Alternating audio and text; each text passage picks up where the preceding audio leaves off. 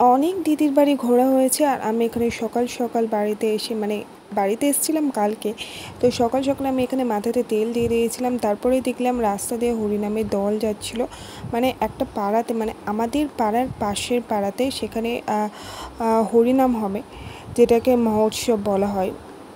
তো সেই কারণে পাড়ায় বেরিয়েছিল সবাইকে বলার জন্যে। আর এই কাগজটাও দিয়েছিল, কখন কোন টাইমে হরিনাম হবে সেটা লেখা আছে এই কাগজে, কোন দিন হবে সব কিছু এই কাগজে লেখা আছে, কে কে করবে তাও লেখা আছে। তারপর আমি স্নান টান করে খেতে বসে গিয়েছি। আজকে অনেক কিছু রান্না হয়েছে, কুমড়ো চিংড়ি মাছ দিয়ে তরকারি হয়েছে, তারপরে হয়েছে মাছের ঝোল, আর হয়েছে উচ্ছে দিয়ে আর মাছের মাথা দিয়ে তরকারি।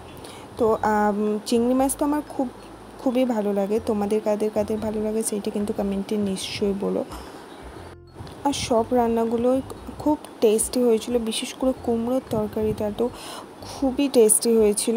আর আমি তার সাথে দুটো চিংড়ি মাছ ভাজাও নিয়ে নিয়েছিলাম। তো এখানে আমার ভাত খাওয়া কমপ্লিট হয়ে গেছে, তারপরে একটা সন্দেশ খেতে বসে গিয়েছি। আর এই সন্দেশটা খুব টেস্ট ছিল, আর যেহেতু আমি মিষ্টি খাই না, আর এই সন্দেশে মিষ্টি ছিল না বললেই চলে, খুবই টেস্ট ছিল।